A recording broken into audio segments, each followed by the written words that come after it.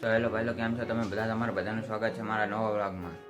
અને હું નાહી ધોઈને તૈયાર થઈ ગયો છું ને આજે છે રક્ષાબંધન, એટલે મેં રાખડી પણ બંધાવી લીધી છે, તમે જોઈ લો.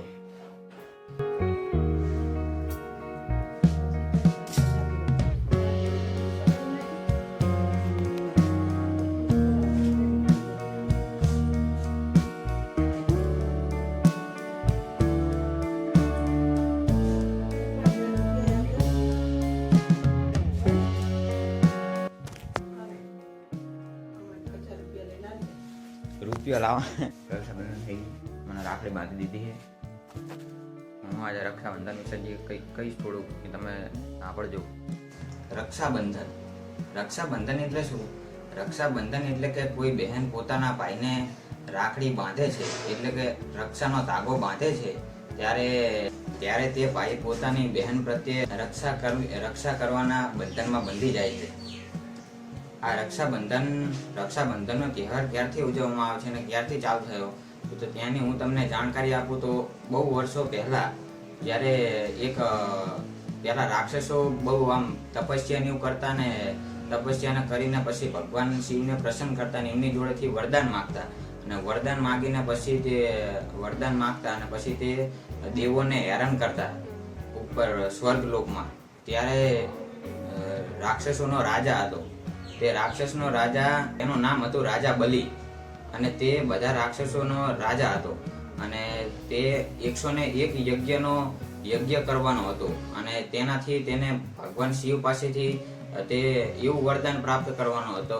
તે બધા દેવોને એનાથી બીક હતી કે તે બધા રાક્ષસો માટે વરદાન ના માગી લે, અને વરદાન માગીને પછી સ્વર્ગલોકને તે દેવોને હેરાન ના કરે. તે માટે બધા દેવો ભેગા મળીને વિષ્ણુ ભગવાન પાસે જાય છે, અને વિષ્ણુ ભગવાનને જઈને કહે છે કે ભગવાન તમે કંઈક કરો આનું, નકર આર્યો બધું રાક્ષસોનું માગશે તો અમને બધાને પછી શું થશે, અમને હેરાન કરશે.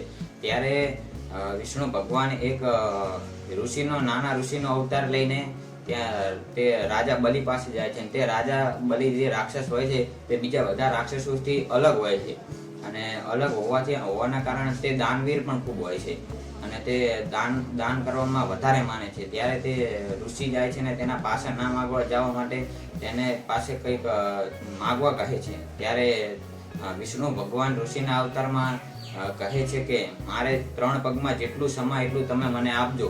તો તે રાજા બલિ તેને આ પાડી દે છે, અને રાજા બલિ તેને આ પાડે છે ત્યારે વિષ્ણુ ભગવાનનો અવતાર મોટો થઈ જાય છે, અને પહેલા પગમાં આખું પૃથ્વી અને બધું માંગી લે છે, અને બીજા પગમાં આખું સ્વર્ગ ને પરલોક બધું માંગી લે છે.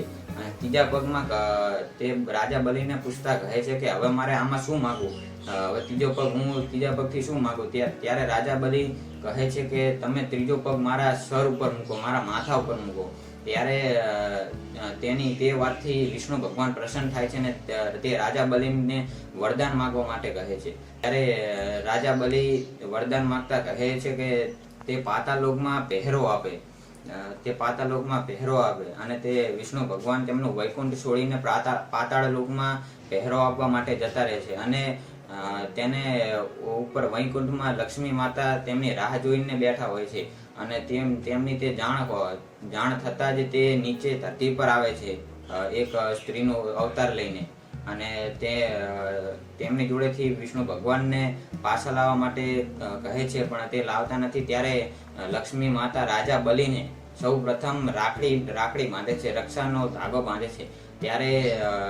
ત્યારે રાજા બલિ લક્ષ્મી માતાને વચન આપે છે કે આજ પછી જ્યારથી ગમે કોઈ બહેન કોઈ ભાઈને રાખડી બાંધશે ત્યારે તે તેના રક્ષાના બંધનમાં બંધી જશે, તેની રક્ષા કરવી પડશે. ત્યારથી આ રક્ષાબંધનનો તહેવાર ઉજવવામાં આવે છે.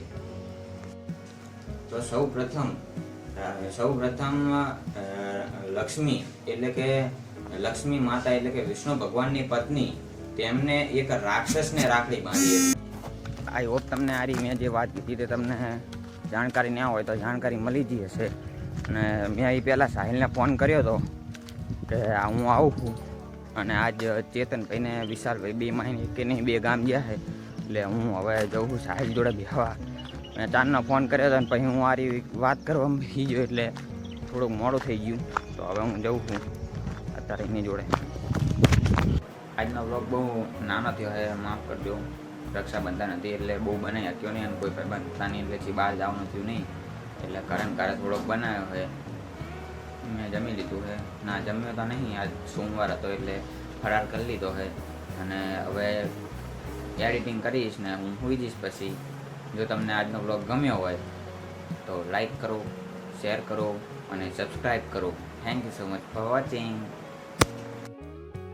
કોઈ ભાઈ પોતાની બહેનને રાખડી બાંધે છે એટલે કે રક્ષાનો ધાગો બાંધે છે.